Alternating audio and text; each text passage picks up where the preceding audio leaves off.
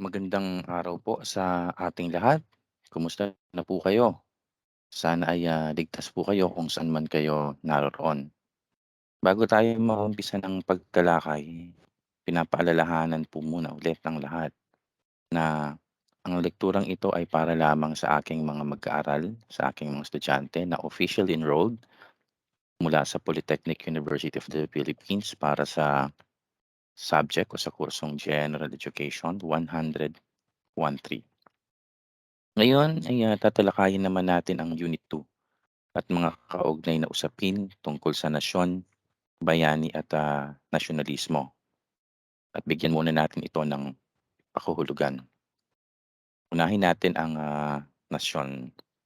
Ang nasyon ay isang etnokultural na konsepto dahil tumutukoy ito sa komunidad ng mga tao na may iisang mithiin at layunin sa buhay at pinagbuklod ng iisang lahi, ka, relihiyon, ugalian, tradisyon at may teritoryo. Napanood at napakinggan ko ang paliwanag ni Dr. Gonzalo Campoamor sa YouTube channel ng TVUP, yung UP Talks. Tinalakay niya ay ang wika, nasyonalismo at panlipunang katarungan. Sana ay mapanood niyo po yan. No? Ayon sa kanya, no, wala dun sa lecture na yon, ayon kay Benedict Anderson, sabi niya mahirap na konsepto ang nasyonalismo. At kung tutuusin, isa lamang itong pakiramdam ng mga tao na sila ay nasa isang komunidad. Mula ito sa Imagine Communities na na-publish noong 1983 na isinulat ni Benedict Anderson. Nabanggit din niya na ayon naman daw kay Ernest Renan, bukod sa pagiging pakiramdam, ito rin ay kaluluwa ng grupo ng mga tao. Kapag ang isang tao ay kinaligtaan niya na yung pansarili niyang kapakanan at lahat ng mga bagay na ginagawa niya ay iniaalay niya na sa mas maraming bahagdan ng tao sa lipunan, ito ay matatawag na nasyonalismo. Subalit kung mapapakinggan ninyo sa TED Dialogues, si Yuval Noah Harari na isang historiador, iba rin ang kanyang naging pakahulugan dito. Maaari niyong hanapin sa YouTube, type niyo lang ang TED Dialogues at hanapin si Yuval Noah Harari.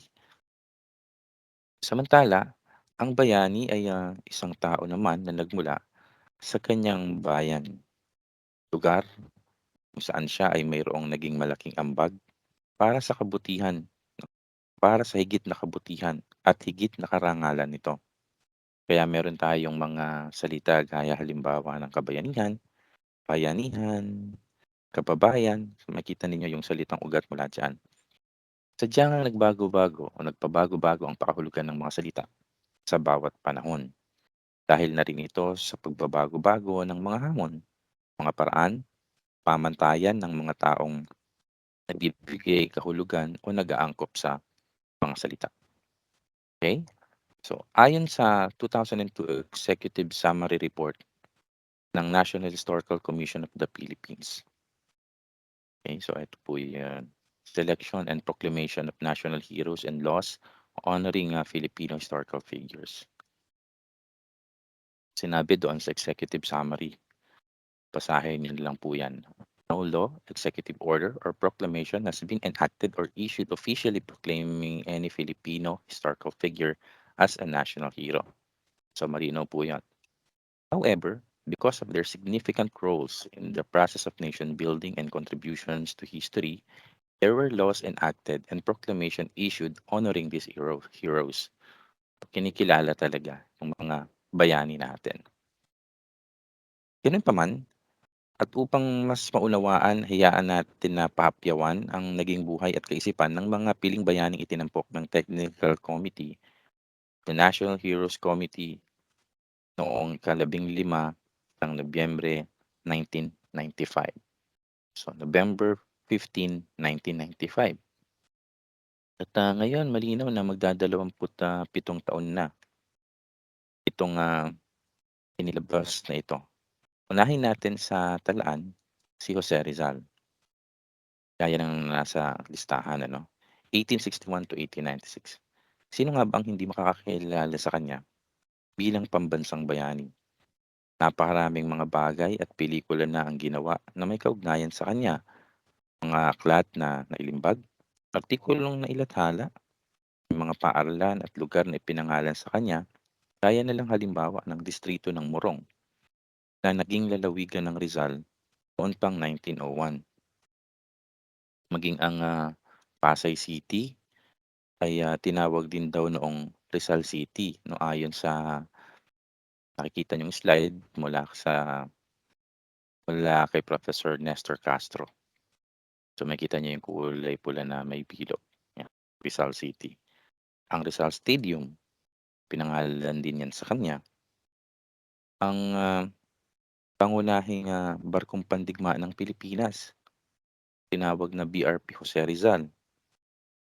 Ang ating salapi ay naipakita din ang kanyang kahalagahan sa atin. Yan ang at marami pang iiba 'no, maliban diyan sa Noli Me Tangere. Okay. Mas nakilala siya noong panahon ng pamahalaang kolonyal sa ilalim ng mga Espanyol siyempre 'no, dahil sa kanyang mga isinulat na artikulo, tula at iba pa 'no, lalo na nga yang ipinakikita sa inyo ngayon ang kanyang dalawang nobela, ang Noli Me Tangere at El Filibusterismo. Yaan yung orihinal na kopya na naroroon ngayon sa Pambansang Aklatan ng Pilipinas.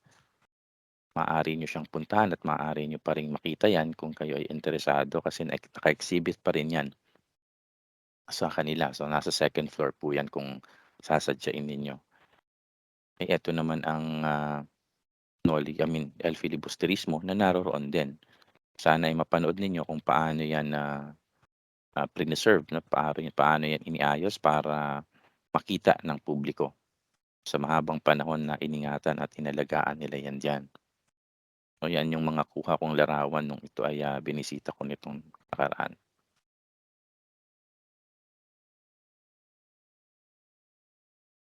Okey. So, ayan po. Ang dalawang nobela kung balikan natin ang Noli at Elfili. Ito ang nagsiwalat ng mga kamalian at pang-abuso, katiwalian dito sa kolonya. Gano'n din, siya rin ang nagtatag ng Liga Filipina na naging sanhi din 'no ng pagdakip at pagpapatapon sa kanya sa dapitan noong 1892. Pinatay siya sa pamamagitan ng baril or firing squad. Yan yung exact location kung saan siya binaril sa Bagong Bayan. So, madali niyo lang siyang makikita kung magpupunta kayo ng Luneta. Kung kayo ay nakaharap sa kanyang bantayog at ang inyong background ay ang Torre de Manila, nandun yan sa gawing kaliwa. Mapapansin niyo rin do'n bago kayo pumasok, merong isang marker para naman sa tatlong paring martir, yung eksaktong lugar naman kung saan pinatay ang tatlong paring martir noong 1872 sa Bagong Bayan din. Gaya ng nabanggit, pinatay siya sa pamamagitan ng pagbaril or firing squad sa Bagong Bayan noong ika-30 ng Desyembre 1896.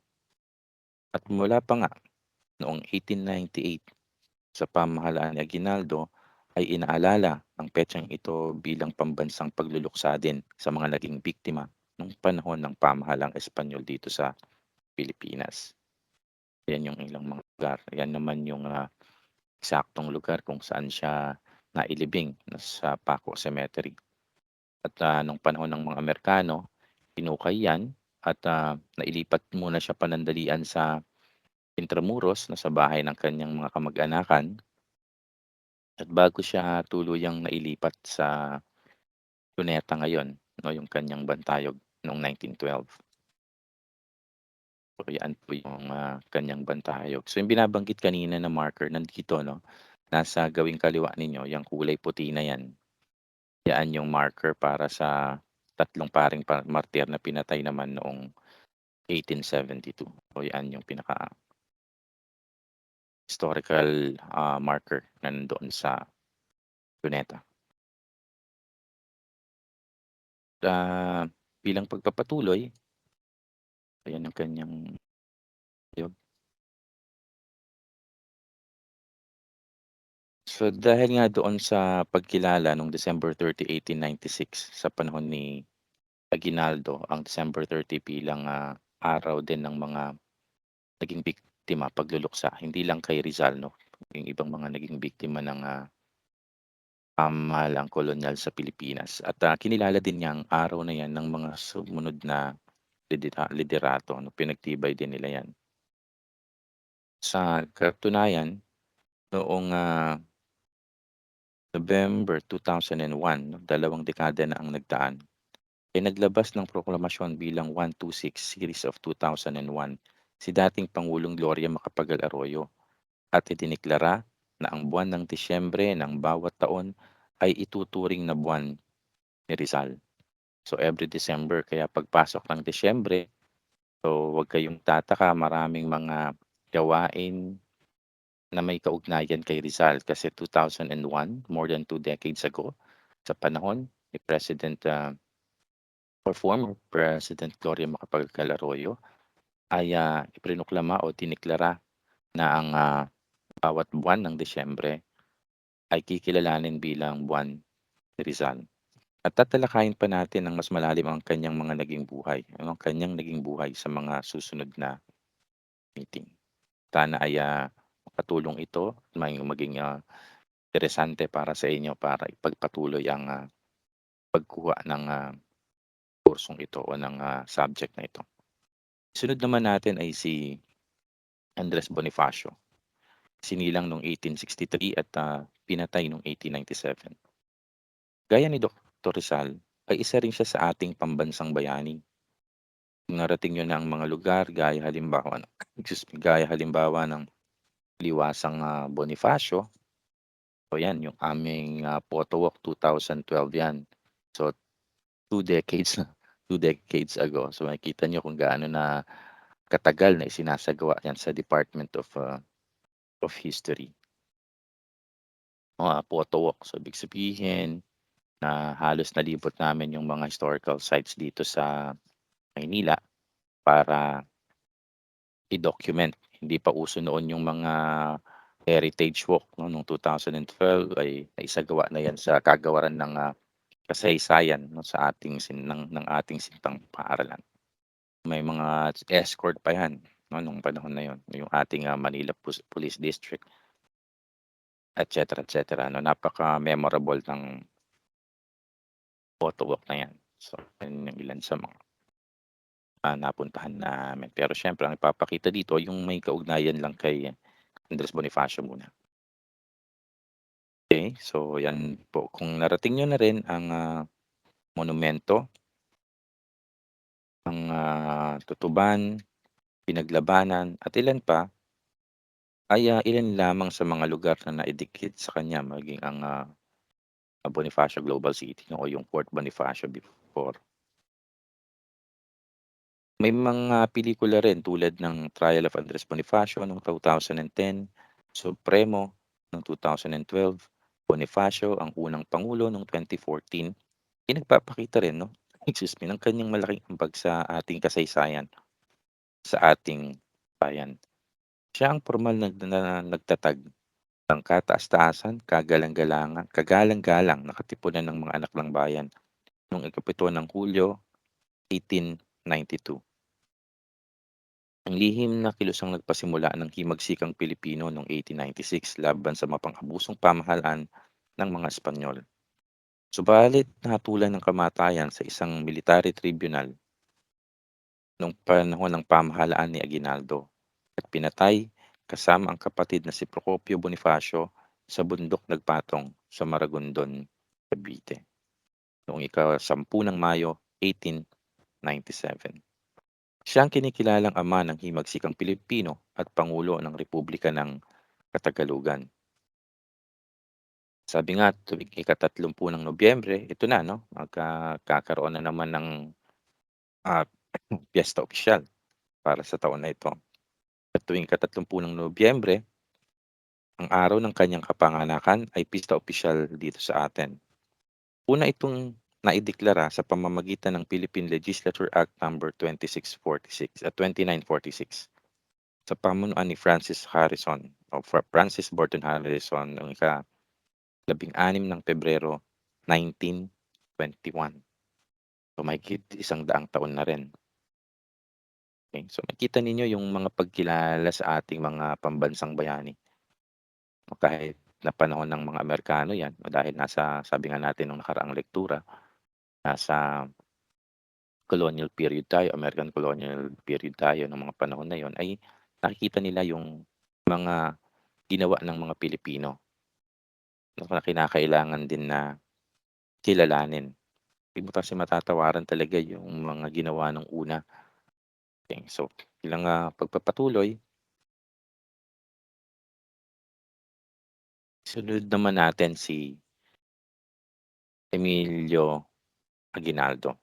Isinilang noong 1869 at namatay noong 1964. Mayroong mga pelikulang nagtanghal sa kanya 'no, bilang pangulo ng Pilipinas gaya ng El Presidente, General Luna. May mga dokumentaryo rin. Halimbawa nito ang Around the World in 80 Minutes with Douglas Fairbanks noong 1931. Yan yung title niya, Aguinaldo Speech in Spanish. At tumagal lamang ito ng 1 minuto at 28 segundo sa YouTube. Puwede niyo siyang hanapin para mapakinggan niyo rin.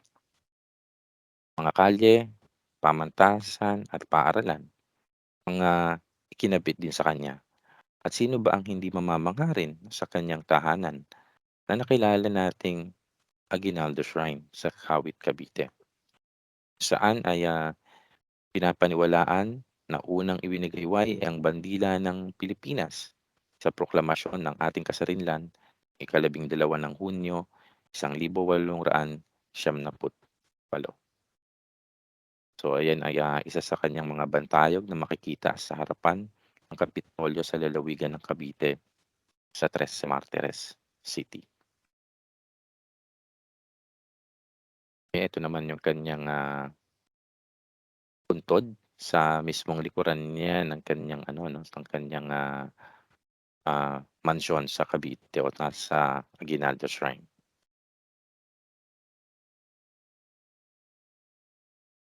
So bago tayo dumako kay Apolinario Mabini, pagpatuloy lang muna natin yung kay Emilio Aguinaldo, okey. Sabi nga siya ay isang politiko, lider revolusyonaryo na lumaban sa Espanya at Amerikano. Kahit pa may, bahid ng pag-aalinlangan ang marami sa atin o may, pagdududa sa ilang bahagi ng kanyang talambuhay.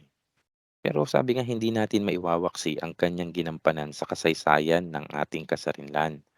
Ang tagumpay ng kanyang mga laban sa Cavite ang nagpaigting sa kagustuhang lumaya ng ating mga kababayan. Iniluwal ang unang republika ng Pilipinas, ang kinilalang una at pinakabata na naging pangulo ng Pilipinas sa gulang na 29 na taon. Subalit siya naman ang pangulo din na may, pinakamahabang buhay dahil siya ay pumanaw taong 1964 'no, gaya ng nakikita niyo diyan, na may edad na 74. Siya rin ang nagtatag ng Asociacion de los Veteranos de la Revolucion, isang samahan ng mga dating manghimagsik at lumaban sa mga Espanyol at Amerikano. So, merong isang, mausoleum 'no, sa isang sementeryo sa Maynila kung saan makikita ninyo na doon pinagsama-sama ang ang maraming mga beterano ng rebolusyon. Katunayan na ipinakita yata ito o maraming, nagpupunta ngayon diyan dahil sa umiigting na interes ng marami tungkol sa ating kasaysayan at mga pamana. Maging ang mga sementeryo ay, dinadalaw na rin ngayon hindi lamang tuwing panahon ng undas, kundi para magbigay pugay din sa mga bayani natin na nahimlay o kaya yung mga unknown heroes o hindi kaya kaya ay, mga hindi gaanong kilalang mga bayani ng bayan o ng ng ating, bansa. Sana ang ilan sa inyo ay, magkaroon din ng interes para paigtingin din, palaganapin ang mga kaalaman tungkol sa ating kasaysayan at mga pamana. Bilang pagpapatuloy, sunod natin bilang pang-apat ay si Apolinario Mabini. Isinilang noong 1864 at, namatay noong 1903. Kilala siya bilang dakilang lumpo ang sumulat ng Ang Tunay na Dekalogo at, tinaguri ang utak ng Rebolusyong Pilipino. Siya ang nagmula siya ay nagmula sa mahirap na pamilya ng Talaga, Batangas 'no, mula sa Tanawan, Batangas. Subalit nagsikap hanggang sa makapag-aral sa San Juan de Letran, nakapagpatuloy at nakapagtapos ng pag-aaral sa Unibersidad ng Santo Tomas sa kursong abogasya taong 1894. Noong 1896 bago mag-umpisa ang Rebolusyong Pilipino, tinapuan naman siya ng sakit mula sa polio virus at naging sanhi ng kanyang pagkalumpo. Subalit sa taglay na talino, minsan daw habang nagbabakasyon siya noon 'no, sa Los Baños, Laguna taong 1898, ay ipinasundo siya ni Aguinaldo sa kanyang mga kawal. Sinakay si Mabini sa duyan upang maihatid sa Kawit, Cavite. So imagine ninyo kung gaano kalayo 'yan. Unang naging tagapayong legal at konstitusyonal ng pamahalaang revolusyon ni Aguinaldo at kinalaunan ay naging kauna-unahang Prime Minister ng unang republika ng Pilipinas.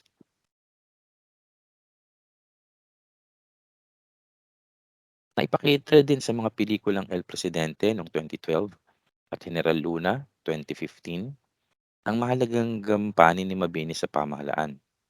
Sa kanyang bayang Sinilangan sa Batangas ay, matatagpuan ang dambana ng Apolinario Mabini.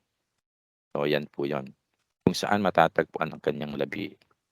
So, kung si, Ginaldo ay nandoon yung kanyang puntod, gano'n din si Apolinario Mabini. Makikita niyo yung puntod niya diyan sa kanyang, bayang pinanggalingan o pinagmulan. Wala yan dun sa dambana ni Apolinario Mabini sa Batangas. So, ayan po. Kita ninyo yung kanyang ataol na ginamit sa kanya nung panahon na yun. So, ayan, pinapakita lang din na so, ayan yung kanyang, puntod na makikita doon sa lugar.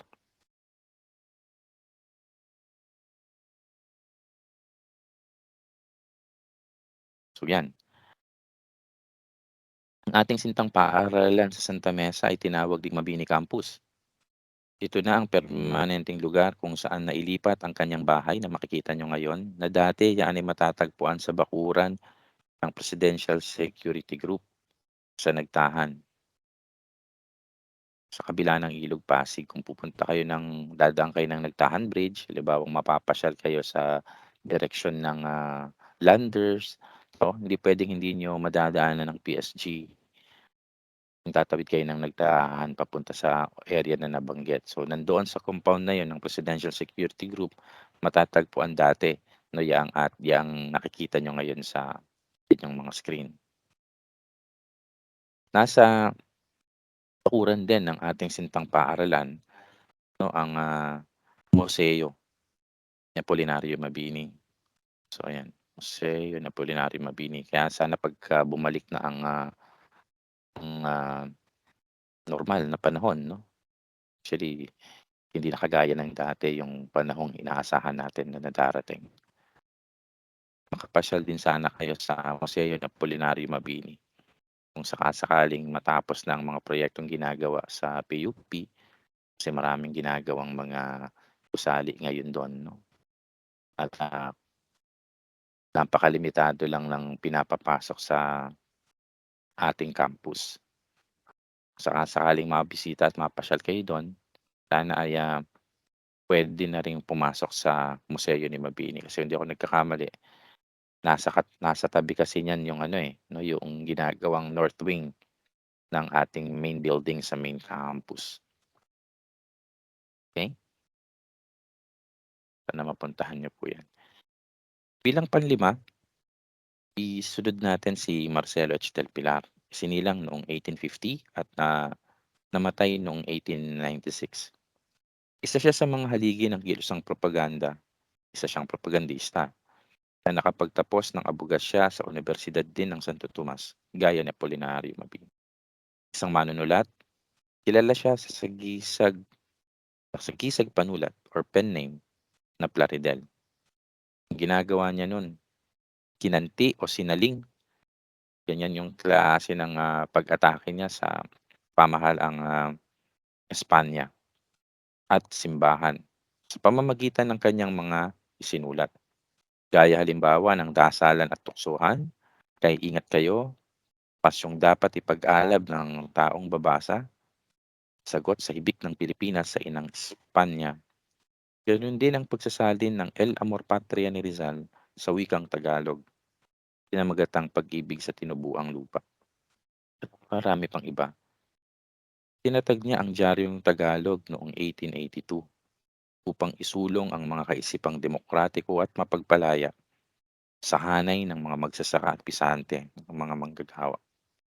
Subalit noong 1888 ay nilisan niya ang Pilipinas patungo ng Europa upang doon ipagpatuloy ang pakikipaglaban at matakasan ang mga Espanyol dahil sa kanyang mga ginawa laban sa kanila.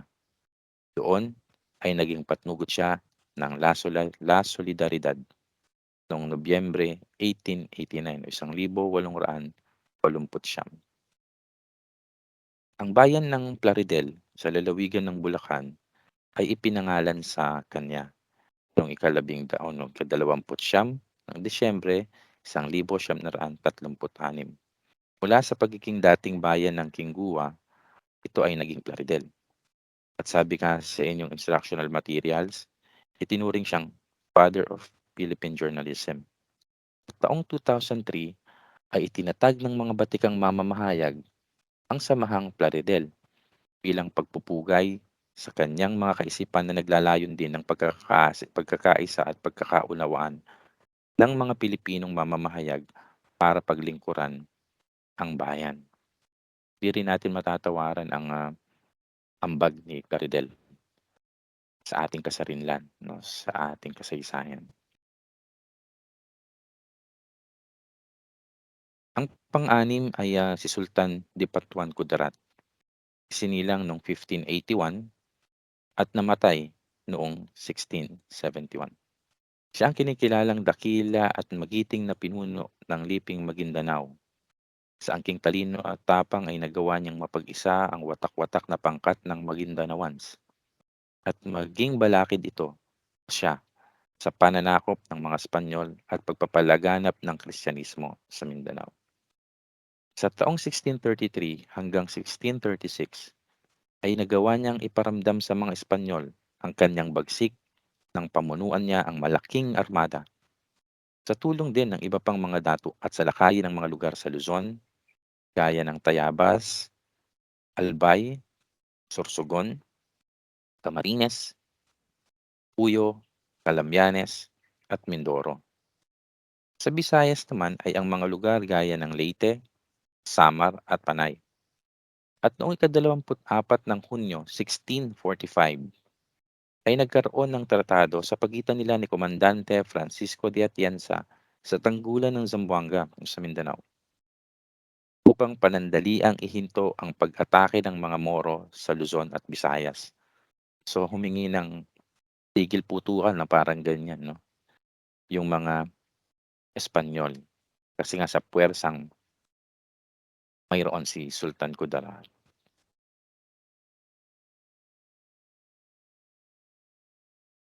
Nakakapagtaka, no, na sila yung hihingi ng ganyang kondisyon.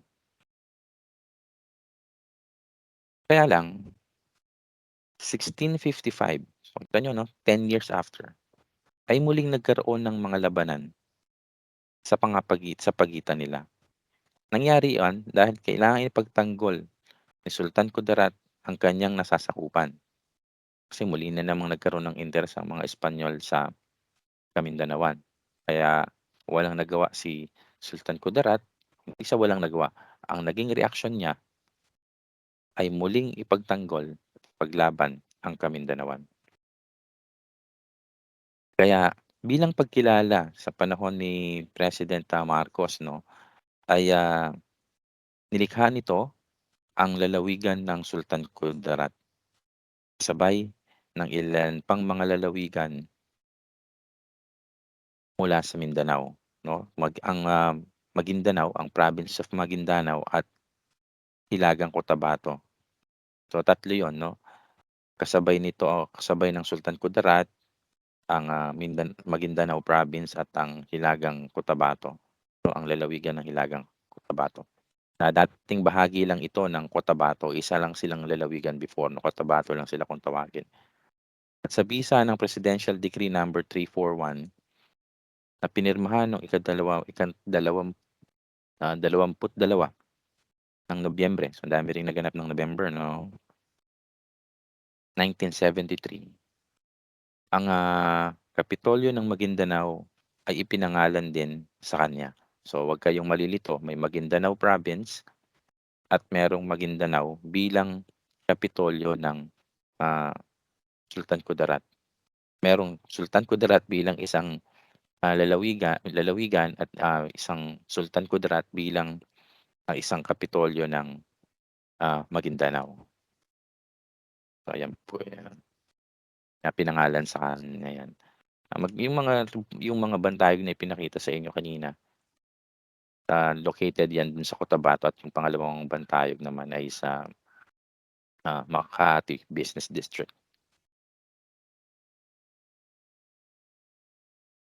Ang pangpito ay si Juan Luna, sinilang noong 1857 at, namatay noong 1899. Nagpamalas ng napakahusay na kasanayan sa pagpipinta at paglililok. Itinanghal siya na dakilang pintor ng Espolarium noong 1884. Yung, nakikita niyo ngayon, ah, masisilayan 'yan sa ating pambansang museo, sa Pambansang Museo ng Pilipinas. At marami pa siyang naipinta na magpapakita ng ng sentimiento rin ng ating mga kababayan nung panahon ng pamahalang Espanyol dito sa gano'n din, 'no, makikita niyo nga rin pala sa, National Museum yung kaniyang, ipininta gaya ng, Parisian Life na napakamahal na ng value ngayong taon na ito na binili ng GSIS before bilang investment at ngayon na nandiyan na siya sa National Museum. Nagwagi sa mga prestigious, contest 'no, sa larangan ng pagpipinta at, nagkamit din siya ng gintong medalya sa Madrid, Espanya taong 1884. Gano'n din sa Paris, sa France, sa mga huling dekada ng 19th century o ika-19 na siglo. Pinatunayan niya sa pamamagitan niyang mga gawa ng kanyang mga gawa, kanyang mga obra, na tayo ay hindi mababang uri ng tao. Pinakita niyan para makita ng mga mata ng mga Europeans at ng daigdig. Kung napanood ninyo ang dokumentaryo ni Javi Severino sa Eyewitness, ang Savage, Juan Luna, yung Savage, yan yung, Parisian Life nga pala, yan. Savage, Juan Luna sa Paris. Gano'n din ang KMJS, ang misteryosong obra. Makikita niyo sa YouTube gaya ng nakapaskil diyan o naipakita din diyan. At ilan pang mga dokumentaryo. Sa pamamagitan ng mga 'yan ay maaaring mas makikilala natin si Juan Luna. Naipakita din ang kanyang, karakter sa ilang pelikula 'no, gaya ng Ilustrado at General Luna. Ito naman yung kanilang ancestral house o yung kanilang, ayan yung, Juan Luna Shrine sa Badok, Ilocos, Norte. Ano diyan sa kanilang tahanan sa Paris nung nandun sila, dun tumutuloy si ano, si Jose Rizal. Nung napasyal si Jose Rizal sa Paris. Ayan yung, Dambana Juan Luna.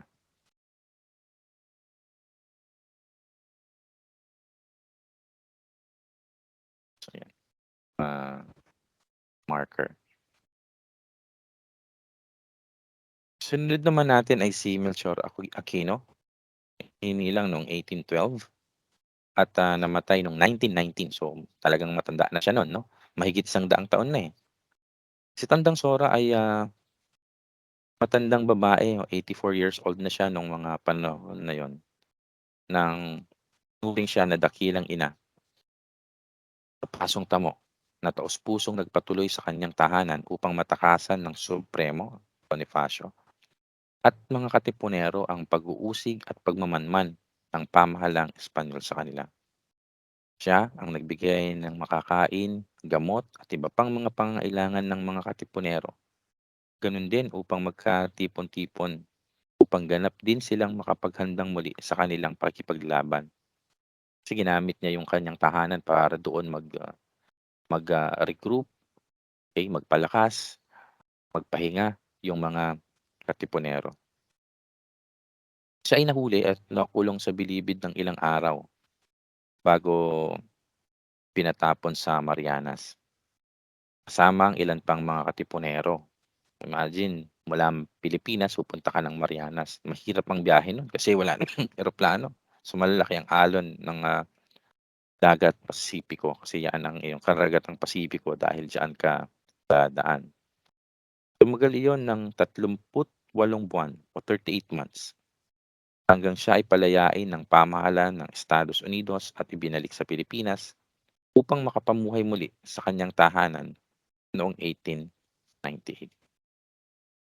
Bilang pasasalamat at alaala 'no, sa kanyang mga naiambag sa himagsikan, ay pinangalan sa kanya ang isang barangay. So, meron sa inyo siguro na mga taga rito ng Barangay Tandang Sora sa ika-6 na distrito ng, lungsod Quezon. Ang kalye o Tandang Sora o ang Tandang Sora Avenue na makikita niyo rin diyan. Gano'n din ang, Tandang Sora National High School, ang Tandang Sora Elementary School. Sa Caloocan City meron ding Tandang Sora, Tandang Sora Integrated School. Gaya yan ng iba pang mga bayani ay naitampok din siya sa ating mga naging salapi. Sa barya na Singkong Bulaklak kung tawagin noon at, sa perang papel na ₱100 ang halaga na inilabas taong 1951 hanggang 1966. Naisama rin siya sa mga naging selyo ng, Koreo kasama ang ilan pang mga bayani rin natin ay naitampok sa mga stamps. So, gaya ng, makikita po ninyo diyan. So, yan yung aking koleksyon. So, marami akong mga stamps. Bilang pagpapatuloy, sunod naman natin ay si Gabriela Silang. Pinanganak noong 1731 at, pinatay noong 1763. Nakilala siya bilang kauna-unahang babaeng lider na naghimagsik laban sa mga Espanyol matapos patayin ang kanyang asawang si Diego Silang ng isa sa kanyang mga kaibigan. So, sa madaling salita, namatay si Diego Silang o pinatay si Diego Silang ng isa sa kanyang mga kaibigan, bodyguard. Kaya nung namatay si Diego Silang, yung kanyang mga iniwanan, naghanap sila ng bagong leader at ang nakita nila diyan ay si Gabriela Silang. Kaya nga pala si Diego Silang ay, pinatay noong ika-28 ng Mayo, 1763. Kita niyo, take over siya ng 1763 and then sabi dun namatay din siya noong 1763. So, bilang pagpapatuloy, itinuloy lamang ni Gabriela Silang ang, pamunuan na iniwan ng kanyang asawa dahil 'yan yung kagustuhan ng mga tagasunod ni Diego Silang. Pinagpatuloy ni Gabriela ang pag-aalsa ng mga Ilocano upang putulin ang pagmamalupit at pang-aabuso ng mga Espanyol. Pinamalas niya na ang mga kababaihan ay mayroon ding kakayahan na mamuno, meron din silang katapangan at kung kinakailangang ibuwis ang buhay para sa ipinaglalaban ay hindi sila magdadalawang isip na ito ay gawin. Subalit matapos nga ang 4 na buwan ay nahuli siya kasama ang ilang mga kapanalig at nahatulang bitayin sa Plaza ng Bigan sa Ilocos Sur noong ika-20 ng Setyembre taong 1763. Bilang pagkilala, ang panglalawigang pagamutan ng Ilocos Sur ay tinawag na Gabriela Silang General Hospital. Naglagay din ng monumento ni Gabriela Silang, ang tinatawag na Gabriela Silang Memorial Park. Naglagay din ng mga taga-Abra sa kanilang Tangadan Welcome Tunnel. Gano'n din sa Business District ng Makati ay nakalagay din ang isang monumento ni Gabriela Silang upang alalahanin ang kanyang kabayanihan. Ang isang pinakabago at isa din sa pinakamalaking barko ng Philippine Coast Guard ay pinangalan din kay Gabriela Silang, ang BRP Gabriela Silang, PBO Offshore Patrol Vessel, may hull number na 8301 na nag-umpisang magserbisyo noong 2020, April 13, 2020. Sa mga bayani na naitampok ay malinaw na ang kabayanihan ay walang pinipiling kasarian, lalaki man o babae. Sige, para maging gender sensitive tayo, huwag nating kalilimutan na isama ang LGBT, dagdagan pa rin natin ng QIA+. So walang pinipiling kasarian ang kabayanihan. Lahat tayo ay may kakayahang magpamalas nito sa mga hamong lumitaw o lilitaw sa anumang panahon. Sadyang mahalaga na tayo ay mayroong pambansang bayani upang maging gabay, maaaring inspirasyon para tumindig, hindi lamang para sa sarili kundi para sa ating bayan. Kung may panibagong manglilitaw na hamon sa ating henerasyon, bagay sa ating panahon ngayon, papaano nga ba natin maipapamalas ang kabayanihan? Noong nakaraang huling Lunes ng Agosto, may salibingan ng mga bayani sa lungsod ng Taguig ay nagpahayag ng mensahe ang Pangulong Bongbong Marcos Jr. Yan po yung kanyang naging mensahe. Kayo na lamang po ang bumasa nito at pwede niyong i-access yan. Pwede niyo siyang basahin at kilatisin ang nilalaman nito. Sino kaya sa mga bayani natin na kagaya ng nabanggit ang nakikita niyong halimbawa para harapin upang tayo ay umaksyon sa mga hamon ng ating kasalukuyang panahon? Kung sa bagay, ang rekomendasyon ng Technical Committee ng National Heroes Commission na 27 taon na sa darating na ika-15 ng Nobyembre taong kasalukuyan ay wala pa rin yatang usad kahit pa naghain ng panukalang batas noong ika-2 ng Setyembre 2019 si Senador Amy Marcos, ang Senate Bill number 999, the National Heroes Council Act of 2019. An act establishing the National Heroes Council under the National Historical Commission of the Philippines, appropriating funds thereof and for other purposes. Ito ay nagmumungkahi na magtatag ng National Heroes Council sa loob mismo ng NHCP upang pumili at pag-aralan ang mga katangi-tanging Pilipino bilang mga pambansang bayani. Kilalanin ang kanilang mga nagawa at hindi matutumbas ang ambag sa bayan. Itong panukalang batas na ito, malinaw na ito ay bilang hamon na rin upang maisakatuparan ang mga rekomendasyong may kaugnayan dito. 27 taon na ang nakakaraan. Sa kanyang mga nabanggit, kung may mga kasi yan, may mga article na na-publish kaugnay diyan. Sang-ayon ako sa ilang nasabi ng ating senadora kaugnay diyan. Sabi niya, "Nation that does not recognize its heroes loses hope for na heroism in the future." Ganun din, our youth need heroes to inspire them and for them to emulate. Lagi din sana nating tatandaan ang winika ng mga nauna sa atin.